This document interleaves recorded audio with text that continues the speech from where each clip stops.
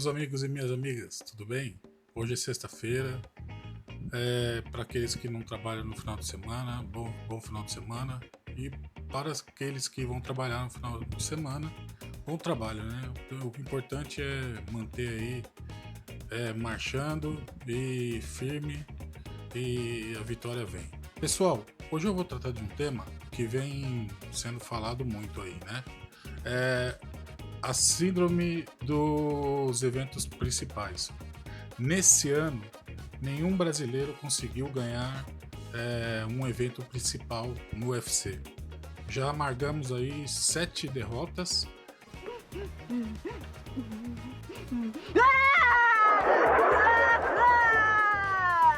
Por que você está chorando? Eu queria um saquinho de pipoca e meu pai não quis comprar pra mim. Sendo que todos os 7 lutadores são excelentes atletas, mas que infelizmente não ganharam na luta principal, né? Aquela luta que fica no pôster lá do UFC e tal. E tem muitas explicações para isso, se analisarmos os dados. Há como explicar isso de forma bem didática, e vamos aí então tentar entender e tentar pensar um pouco aí o que tem acontecido com os lutadores dos main events. Meu nome é André Araújo, sou lutador de judô, hoje já não com tanta frequência devido ao problema na coluna, enfim, diversos problemas. E também trabalho com estatísticas e gosto muito do mundo do MMA justamente por causa disso. É muito imprevisível, é difícil de fazer análise. Eu uso a análise com inteligência artificial, eu faço análise baseado nos dados do UFC e depois também eu combino tudo e coloco na inteligência artificial e tento trazer o melhor que eu posso para cada um de vocês aí que acompanha o canal. Mais uma vez, vamos lá para a apresentação e tentar aí descobrir o que vem acontecendo com os lutadores que lutam o main card. Valeu, galera, vamos lá. Bom, pessoal, o que a gente tem aqui são um total de 7 lutas principais. Todas as 7, infelizmente, nossos lutadores aí brasileiros perderam. Todos tinham potencial enorme aí de ganhar as lutas, mas infelizmente a vitória não veio esse ano. Eu acho que é algo inédito que acontece na história do UFC. 7 main events e 7 derrotas. Eu vou tratar de todas as 7, elas estão em ordem cronológica, né? Então a primeira, a segunda, a terceira luta do ano, quarta luta do ano, quinta até a 7ª. E depois vou falar da futura, que é a do Charles Oliveira contra o Ilia Topuria. A primeira luta que a gente teve aqui foi uma que aconteceu no dia 15/2 de 2025, card principal. Então era a luta do Jared Cannonier contra o Gregory Rodrigues ou Gregory Robocop. Essa luta foi pelo peso médio, tá? E o Gregory, eu assisti todas as lutas, ele vinha muito bem na luta, né? Ele estava muito bem fisicamente, muito bem condicionado. E de repente recebeu um golpe e acabou sendo finalizado aí no. Finalizado não. Levou um nocaute, né, no quarto round, né? Por paralisação do árbitro, né? Ele estava levando um ground and pound. Se eu me lembro bem. E se a gente analisar a luta dele rapidamente, durante a luta, o Cannonier ele acertou 60% dos golpes na cabeça, 20% no tronco e 19% nas pernas. Ou seja, 40% dos golpes estavam abaixo da cabeça e 60% voltado aqui na cabeça. Já o Robocop, Gregory Robocop, ele tinha 70% de golpes na cabeça, muito mais, um pouquinho mais, né, que o Jared, 23% no tronco e 8% nas pernas, tá? Contra 19, ou seja, é a metade, né? A metade dos golpes deferidos pelo Robocop foram nas pernas e o Gerd atacou bem mais as pernas. Já na cabeça e tronco, o Robocop atacou mais do que o Gerd. Ou seja, foi uma luta regular, né? Uma luta onde os dois fizeram um striking aí mais ou menos parecido, um estilo de luta mais ou menos parecido, mas que por sabe aquele descuido, por um descuido, né? Ele acabou levou um golpe, tomou aquele knockdown e aí o Gerd terminou a fatura ali no ground and pound.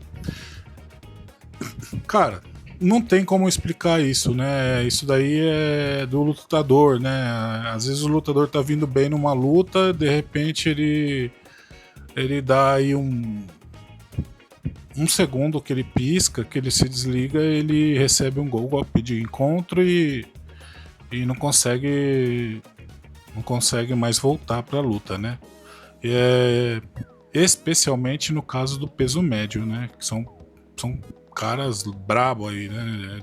Fortes, que um golpe aí liquida a fatura e não tem mais o que fazer. Então, essa foi a primeira luta do ano.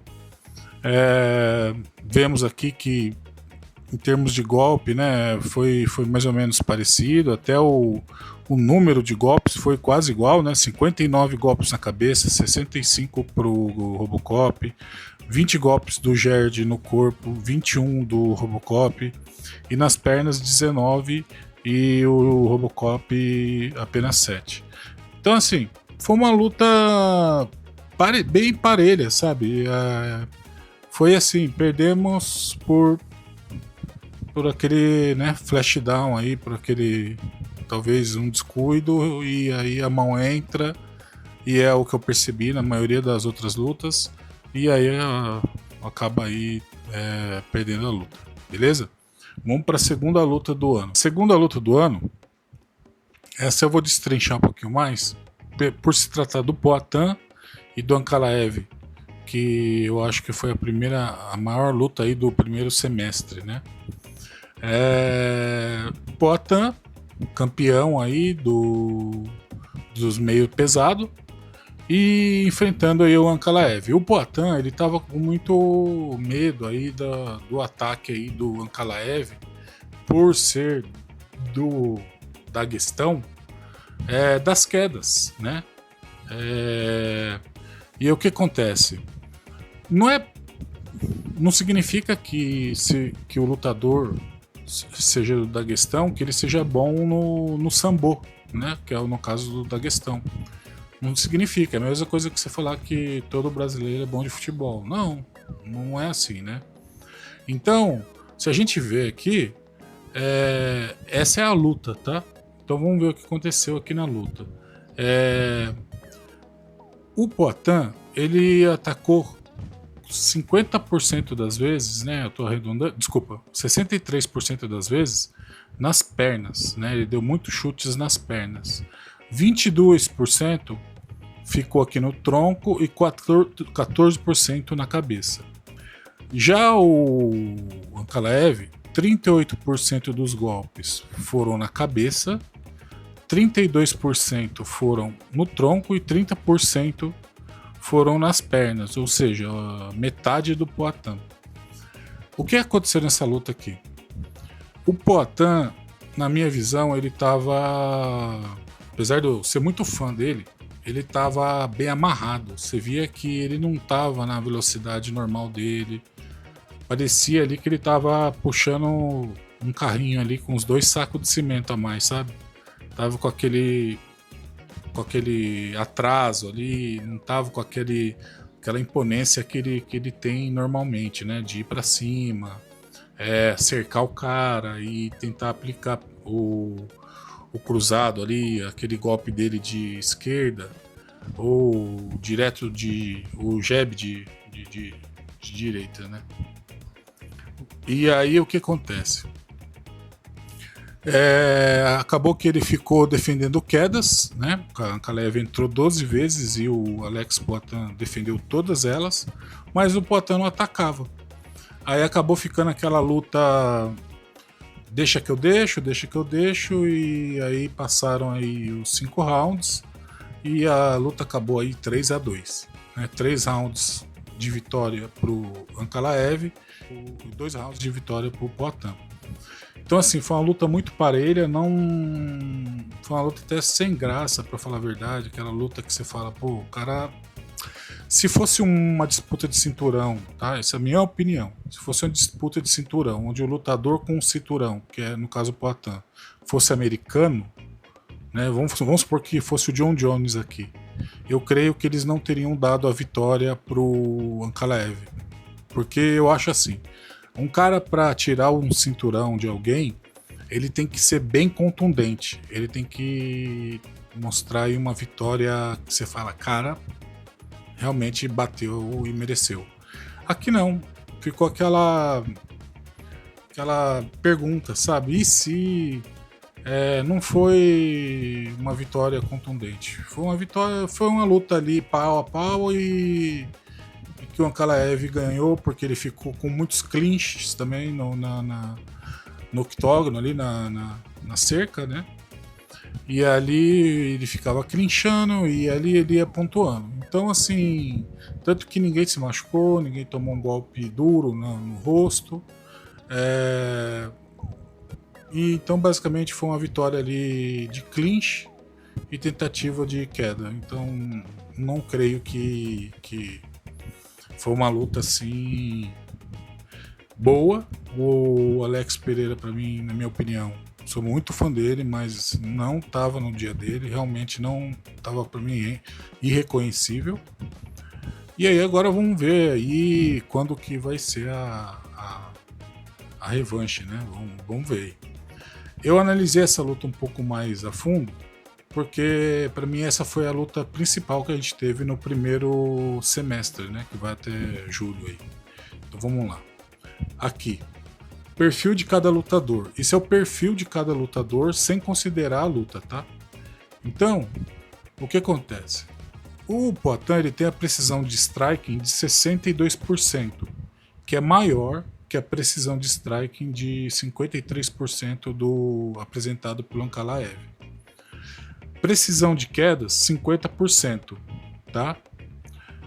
Precisão de quedas do Ankalaev, 23%. Mas você vê que o Ankalaev ele já aplicou 44 quedas e apenas 23 se converteram.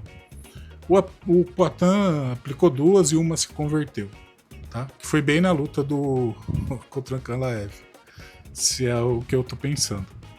Então você vê que o Ankalaev não era esse bicho papão todo do sambo, né? E agora vamos para outros pontos. Golpes significativos conectados. O Poatan, nas lutas dele, ele conecta 5 golpes por minuto. O Ankalaev, ele conecta bem menos, 3,66 golpes por minuto. Ou seja, só que nessa luta em específico, o Poatan tá bem abaixo disso, tá? Golpes absorvidos por minuto. O Poatan absorve 3,50.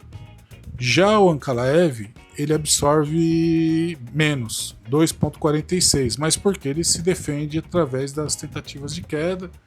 E aí o lutador, ele fica amarrado, né? Ele não sabe se o Ankalaev vai entrar para queda, ele não sabe se o Ankalaev vai entrar para golpear. E acaba ficando aquela luta feia, né? Porque ele, para mim, o Ankalaev não é bom em nenhuma das áreas, vai. Ele não é um excelente striker e ele não é um excelente lutador de chão, né? Defesa de golpes significativos. O Poatan defende 54%, o Ankalaev 57%, pau a pau. Defesas de quedas. O Poatan defende 79%, o Ankalaev 88%. Ou seja, não tem uma disparidade grande aqui, né? Se a gente fosse ver um cara que fosse um exímio lutador de solo, como o Makhachev, né, o Khabib no Magomedov. E esses números aqui, ó, precisão de quedas, defesas de quedas, seriam bem maiores do que o do Poatan, e não é o que acontece, né? Você vê que são números parecidos. Ó, média de queda 0,11. Aqui, média de queda 0,8, tá? Bem mais. Ele aplica quedas, né? Média de knockdowns 0,8. Média de knockdowns 0,56, ou seja, o Poatan aplica knockdown, muito mais knockdowns do que o Ankalaev. E nessa luta ele não estava no dia dele, dava para ver mesmo fisicamente que ele não estava bem. Tempo médio de luta 11 minutos e 57, tempo médio de luta 12 minutos e 31. Aqui são os golpes significativos, né? Então a Poatan, 46% dos golpes dele vai na cabeça, 27% no corpo e 27% nas pernas. O Ankalaev, ele tem 56% dos golpes na cabeça, 27% no corpo e 12% nas pernas. Ele não ataca muito as pernas, tá? Agora, aqui que vem a diferença. Na verdade, a diferença não. O ponto onde eu quero chegar. O Poatan ganhou 10 lutas por nocaute ou interferência do árbitro. 2 por decisão e nenhuma por finalização. O Ankalaev ganhou 11 lutas por nocaute, sendo algumas delas por interrupção do árbitro, 10 por decisão e nenhuma por finalização. Então você tá vendo que ele não é aquele lutador de chão que todo mundo temia? Ele não tem finalização no histórico de lutas dele. Então ele não... O medo que a gente estava tendo como torcedor, e talvez até o Poatan poderia estar com medo, não foi uma verdade. Ele não tem uma finalização. Por exemplo, se você pegar esse perfil do Makhachev, você vai ter um número alto aqui de finalização. Se você pegar esse aqui do Khabib no Magomedov, você vai ver um número alto. Então, assim, não faz sentido, entendeu? São 2 lutadores parelho. Eu creio que o Poatan, se ele estiver no dia normal dele, ele ganha sim do Ankalaev, tá? Tanto que o pessoal acha que a luta do Ankalaev é muito chata, porque ele leva muita luta pra decisão. Olha aqui, são 10 lutas decisão. Cara, luta por decisão é aquela luta que é enrolação, sabe? O cara fica fazendo clinch na grade, o cara fica enrolando no chão, mas você não vê nada ali, uma troca de golpes, aquela luta empolgante que você fica com o coração saindo pela boca e tal. Não. O tipo de luta dele é bem metódico, sabe? Ele luta com o regulamento debaixo do braço. Ele fala assim: eu vou ganhar, seja por decisão, seja por nocaute ou finalização, eu vou dosar aqui e vou ver até onde eu chego. E aí acaba que ele ganha por decisão. Então, assim, foi uma luta aí que infelizmente o Poatan perdeu o cinturão, mas eu acho que numa eventual revanche ele ganha, tá? A terceira luta do ano.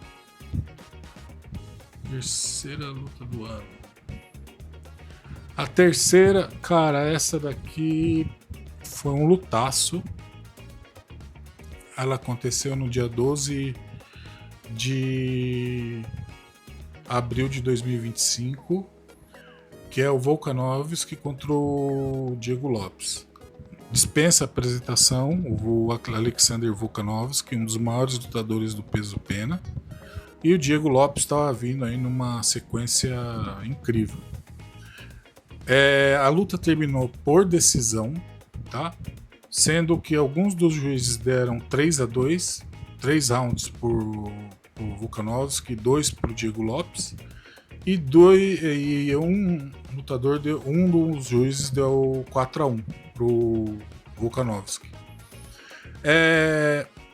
Durante a luta, 86 golpes na cabeça do lado do Alexander Volkanovski, 78% na cabeça do lado do Diego Lopes. Você vê então que são lutadores de striking, tá? Apesar do Diego Lopes ter uma luta de chão excelente. No corpo, 5% pro Volkanovski, 11% pro Diego Lopes.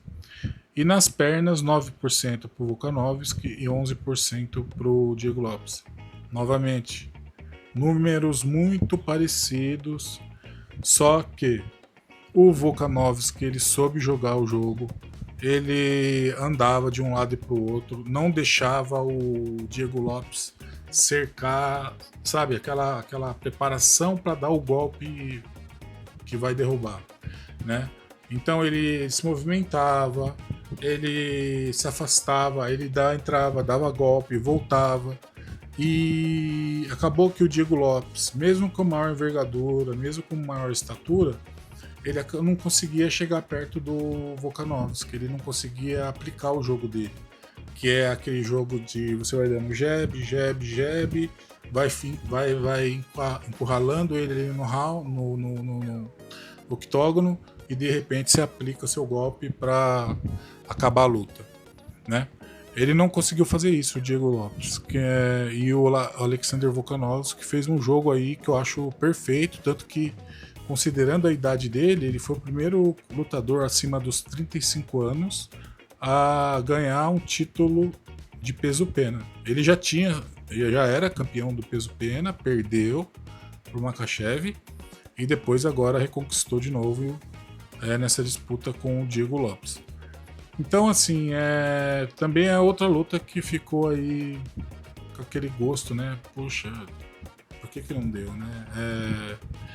Eu acho que se acontecesse uma revanche, eu acho que o Diego Lopes, ele talvez ganharia, né? Ele tem mais capacidade, até porque ele é bem mais novo que o Volkanovski.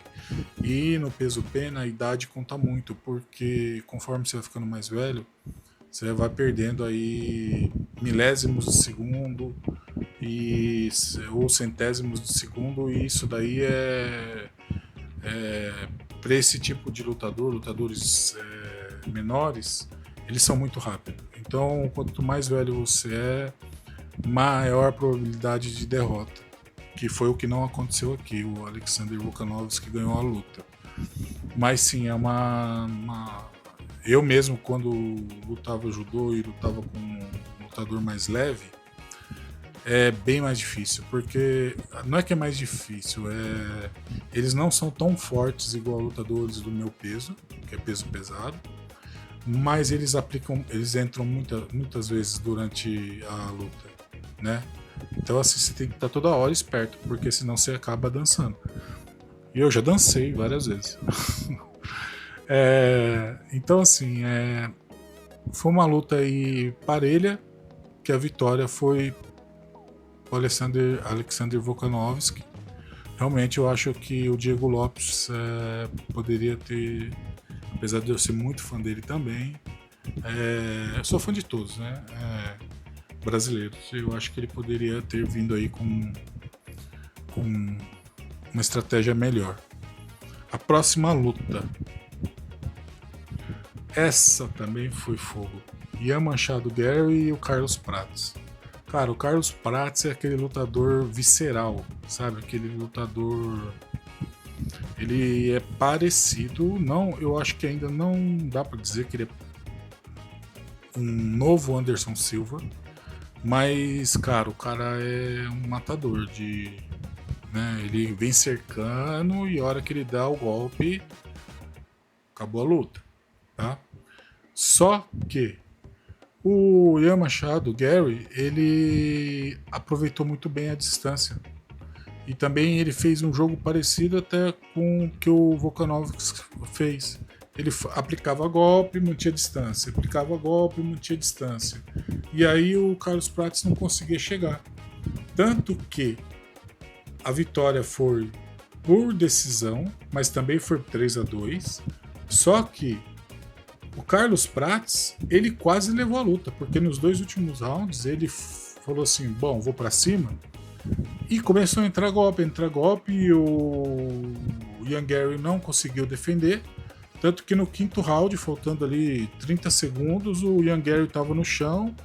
O Carlos Prates no ground pound, ele já estava vendido, o Ian Gary. Eu achei... Cara, aquela luta, eu pensei que o coração ia parar. Porque eu falei, cara, acabou a luta, acaba, golpe, dá golpe, ground and pound, e assim, dá com a cana, né, da mão, né? Mas ele tava tentando dar com a ponta da mão e assim, cansado, é difícil de acertar. E aí ele tentou deixar com que o Ian Gary fosse para uma melhor posição pro ground and pound e acabou não vindo a vitória. Cara, mas ele não levou essa luta ali por... Se tivesse mais 30 segundos, ele levava a luta. Por quê? Porque ele começou a fazer o que ele sabe fazer nos 2 últimos rounds, em vez dele ter feito desde o início, a partir do 2º round. Então eu acho que essa foi uma luta que, para mim, é a mais clara de todas, que o Carlos Prates tem total vantagem sobre o Ian Gary, mas ele perdeu porque ele deixou de aplicar aquilo que ele sabe de melhor. Tanto que quando ele começou a aplicar, que foi nos 2 últimos rounds, ele basicamente levou aqueles 2 rounds e assim, basicamente finalizou o Ian Gary. Você vê o Ian Gary no chão, acabado, mas por falta de tempo acabou até indo para a decisão do Ian Gary. Mas foi um lutão. A próxima luta foi uma luta que aconteceu no dia 3 de maio, do Corey Sandhagen contra o Deiveson Figueiredo. Essa luta aqui foi uma vitória, tá? No 2º round. O Deiveson Figueiredo estava vindo bem, tá? Tanto que golpes aplicados na cabeça, o Sandhagen aplicou 61%, o Deiveson aplicou 67%, golpes no corpo 4%, o Deiveson nenhum, nas pernas 35% e o Deiveson 33%. Tá vendo? Novamente, 2 lutadores que são basicamente lutam no mesmo estilo, mas que acabou entrando um golpe aí no Deiveson e acabou a luta. Então, assim, no ground and pound, né? Então, ela acabou no 2º round, infelizmente. Eu acho que o Deiveson tinha condições de vencer, mas novamente é o que eu falo. Esse ano tá sendo atípico, né? A gente não tá ganhando lutas em cards principais, né? Talvez, não sei. Talvez nervosismo, alguma coisa tá acontecendo aí, né? Porque os lutadores não são tão... A gente não vê uma disparidade muito grande aqui de lutadores, né? Eles são equivalentes. A próxima. Essa daqui, essa não tem como contestar. O que acontece? Gilbert Burns é um lutador que ele tem 39, tá chegando aí nos 40. Ele foi um grande lutador, tá? Lá atrás. Continua sendo pro UFC um grande lutador, porque hoje ele é mais ou menos que a porteira, né? Ele é o sarrafo, né? Quem passa por ele recebe aquele selo, esse cara tá qualificado aí, coloca ele pra frente. Mas se ele ganhasse essa luta, ele ainda teria chance de lutar mais uma vez pelo cinturão, no peso meio médio. Não sei se conseguiria, porque no meio médio tem lutadores aí muito fortes e muitas promessas, né? Que é o caso dessa luta aqui, ó. Esse é meio médio. Ian Machado Guerra e Carlos Prates. Esses 2 lutadores são lutadores com menos de 30 anos e lutadores top de linha. Então já não sei se o Gilbert Burns ele consegue pegar esses caras. E ele enfrentou o Michel Morales, que não tem nenhuma derrota no cartel. Então, vamos analisar a luta. Foram 80% de golpes na cabeça por parte do Gilbert Burns, 94% por parte do Morales, 0% no corpo, eles não chutaram, não deram nenhum soco no corpo, e 20% nas pernas por parte do Gilbert Burns e 6% por Morales. No primeiro round, essa luta acabou no primeiro round. O Gilbert Burns deu um diretaço no Morales que eu achei, agora cai. E o cara, não sentiu nada. Parece que o Gilbert Burns bateu num poste e o poste continuou, cara. E a partir dali o Morales foi pra cima, conectou 2, 3 golpes, o Burns já foi pro chão e acabou ali no chão mesmo. Assim, a vitória realmente ali, aqui há uma discrepância muito grande de lutadores, porque esse cara é maior, ele tem 20 e poucos anos, 25, 26 anos, 17 lutas sem perder, e o cara é uma jamanta, cara. O golpe do cara, onde pega, derruba, tá? Então esse cara aqui, de olho nesse cara, porque esse cara aqui pode ser campeão, tá? E ele, numa eventual luta aí com o Carlos Prates, numa eventual luta com o Ian Gary, não sei não sei quem sairia vencedor, não. Então, assim, aqui sim foi uma vitória contundente. Esse cara realmente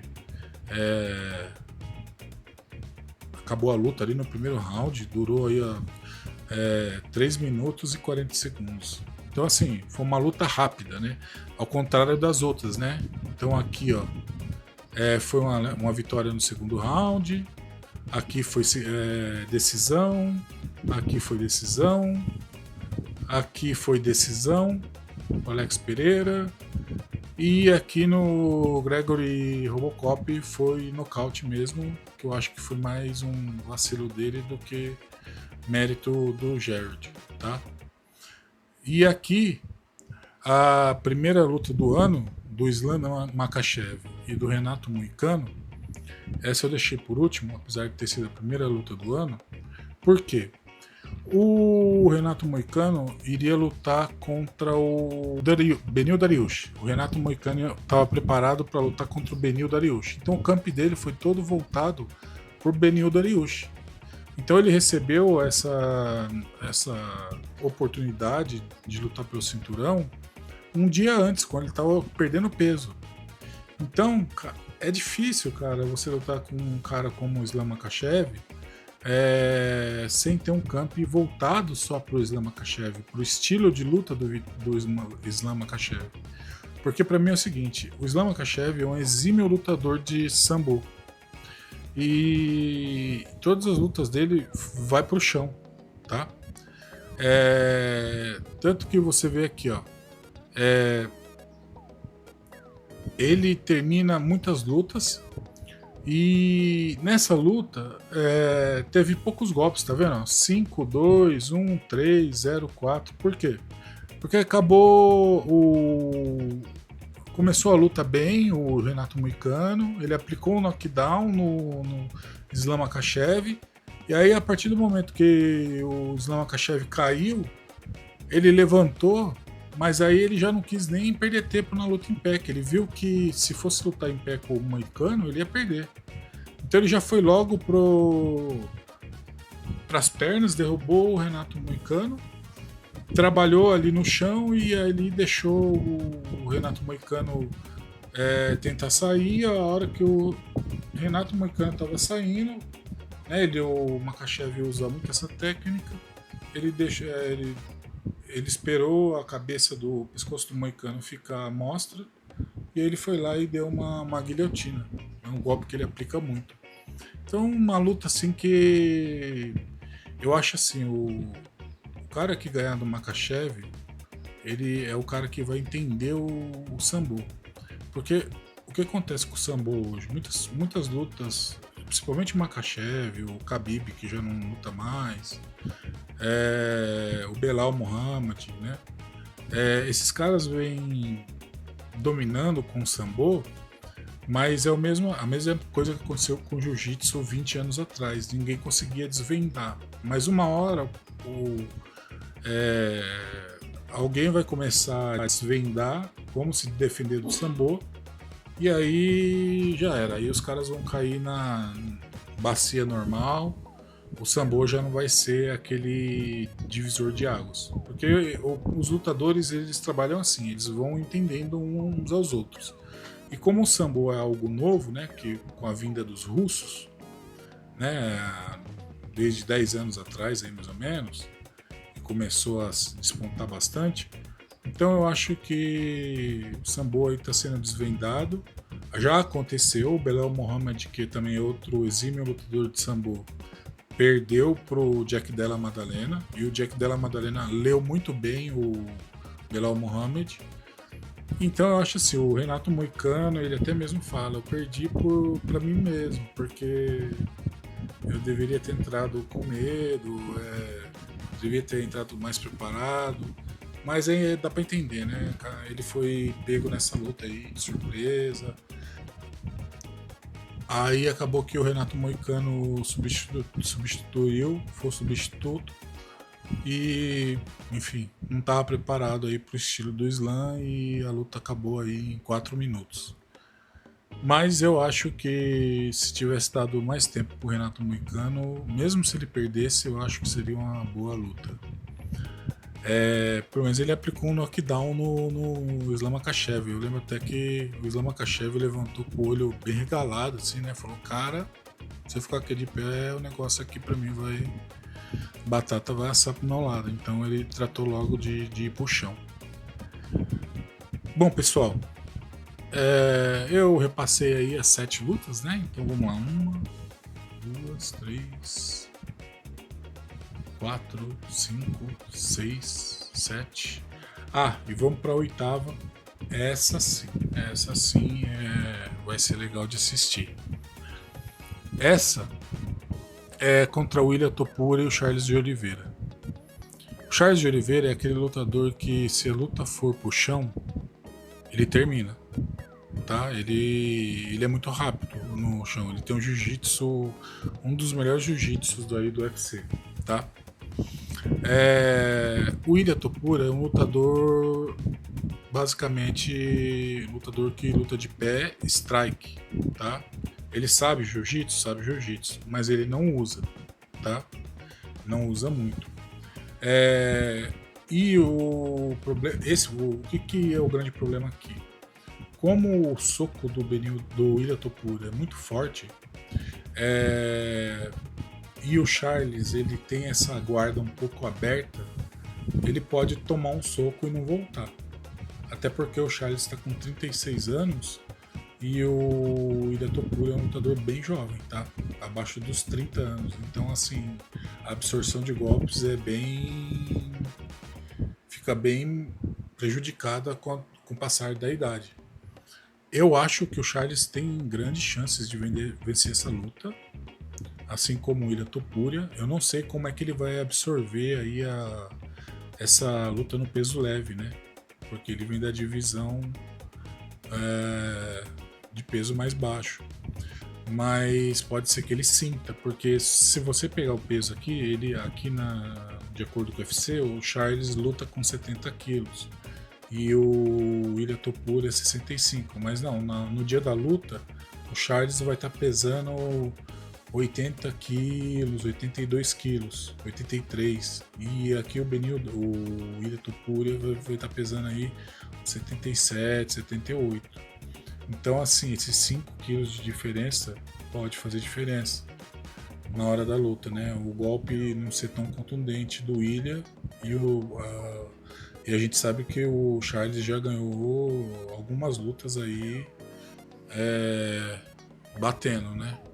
Não foi por finalização. Então, Eu acho assim, o Ilia Topuria, ele vem dando essa luta como uma luta protocolar, né? Assim, protocolar. Tipo assim, ele, na cabeça do Ilia Topuria é como se ele fosse comprar um pastel. Ele vai lá, me dá um pastel. Então ele acha que ele vai ganhar do Charles assim. Ele acha que o Charles não tem nada a oferecer contra ele. Ele acha que a luta dele vai ser meramente, vou ali comprar um pastel, volto e beleza. Não.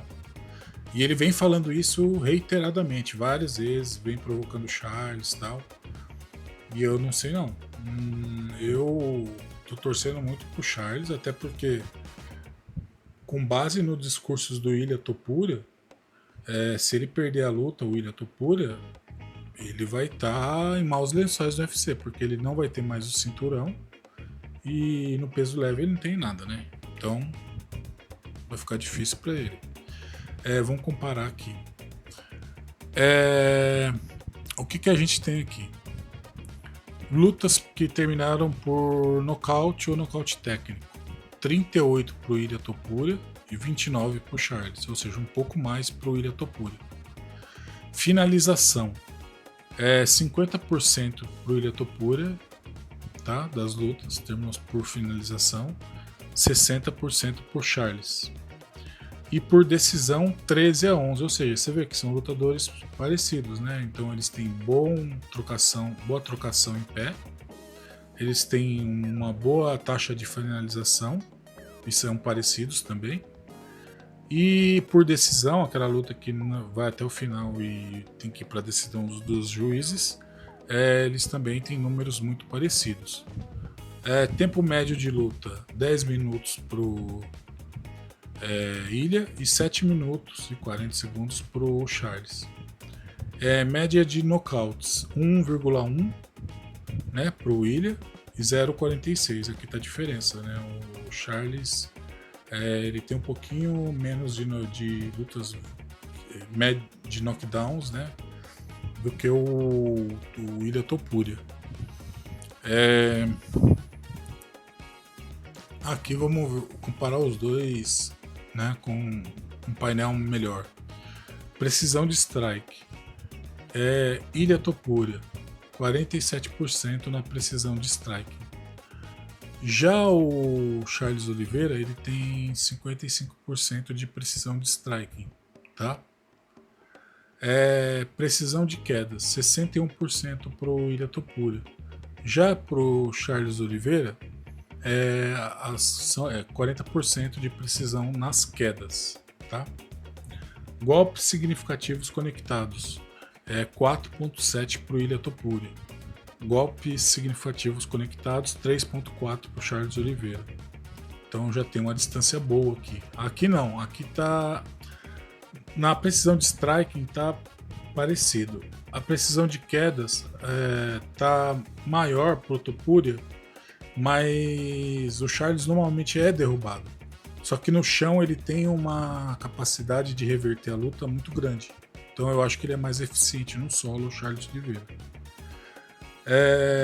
Golpes absorvidos, 3,84 pro Ilia Topuria e 3,21 pro Charles, tá? Defesas de golpes significativos, 64% pro Ilia Topuria e 49% pro Charles. Então você vê que já o Ilia Topuria se defende bem melhor que o Charles. Defesa de quedas 93%, defesa de quedas 56%, ou seja, o Charles naturalmente deixa a luta vir pro chão, porque ele confia muito no jiu-jitsu dele. Então esse é o grande perigo pro Ilia Topuria, ele achar que e chega lá tomar uma finalização. Média de quedas, né, por 15 minutos, duas, né? Média de quedas, 2,25, parecido. Média de finalizações, 1,1. O Charles, né, que é o recordista, 2,66. Média de knockdowns, 1,1. Média de knockdowns, o Charles tem bem menos. Se você ver o golpe, a distribuição de golpes por área, a gente vê que o Ilia Topuria basicamente tem a cabeça como alvo, justamente porque ele é um striker. E o Charles já não. O Charles ele trabalha tanto na cabeça como no tronco, né? E um pouco nas pernas.